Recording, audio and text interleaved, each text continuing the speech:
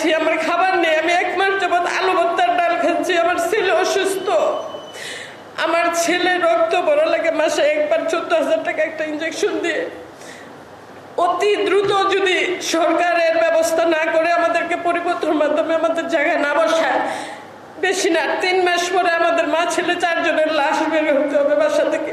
আমার সহকর্মী, যেই সহকর্মীদেরকে আমি 30টি বছর আপন বোনের চেয়েও আদর করেছি, তারাই আমার বিপক্ষে কথা বলেছেন, তারাই আমার বেতন বন্ধ করেছেন, তারাই আমার বিরুদ্ধে মামলা রচনা করেছেন। এমন সারা বাংলাদেশে এমন হয়েছে। আমি শুধু জানাতে চাই, আমার রাসূল সাল্লাল্লাহু আলাইহি সাল্লাম বলেছেন, আমি শিক্ষক হিসেবে প্রেরিত হয়েছি, সেই পথ ধরেই আমার শিক্ষকতা পেশায় আসা। প্রধান উপদেষ্টা মহোদয় যখন বাংলাদেশে আসলেন, নতুন নতুন চমক দিয়েছেন। আমরা মনে করেছি যে আল্লাহর পক্ষ থেকে দূত এসেছেন বাংলাদেশে। তাহলে আমাদের এই পেশা, যে পেশাটা অত্যাধিক সম্মানিত, আমরা কেন আজও নির্যাতিত?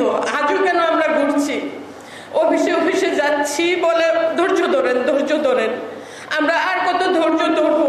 আমার স্বামী নেই, আমি 3 বাচ্চা নিয়ে ঘরে আছি, আমার খাবার নেই। আমি 1 মাস যাবৎ আলু ভর্তার ডাল খাচ্ছি। আমার ছেলে অসুস্থ, আমার ছেলে রক্ত বড় লাগে, মাসে একবার 14,000 টাকা একটা ইঞ্জেকশন দিয়ে।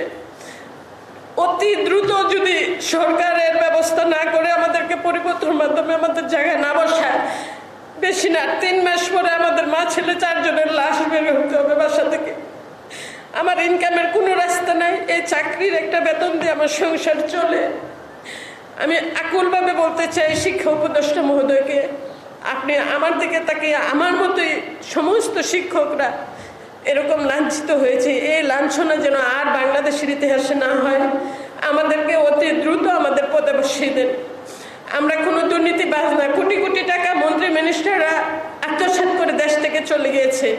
আমরা সাধারণ ছাত্র শিক্ষক, যদি দুর্নীতি থাকে আপনি তদন্ত করেন, তদন্ত করে সেখানে তাকে বসার সুযোগ দেন।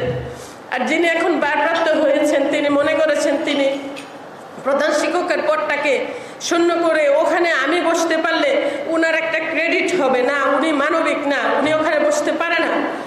যতদিন পর্যন্ত বাংলাদেশে মানবিক প্রধান শিক্ষক না হবে, এই বাংলাদেশের ইতিহাসে এই ঘটনা ঘটিয়ে যাবে। আমি বারবার বলবো, শিক্ষক দিবসে শিক্ষক, শিক্ষার্থী এবং অভিভাবকদের মধ্যে সেতুবন্ধন গড়ে তুলুন এবং সম্মান বৃদ্ধি করুন। আপনারা কেমন বাবা মা, অভিভাবক, যে আমার সন্তানকে আমি বিকারুন্নেসা 2 মেয়ে পরে আমি তাই নাই মাঠে নামতে, যে না, শিক্ষকের বিরুদ্ধে কখনো যাবি না, তাদের ভবিষ্যৎ অন্ধকার। তাহলে অভিভাবকদেরকেও বলবো যে আপনারা আপনাদের বাচ্চাদেরকে মাঠে দিবেন না।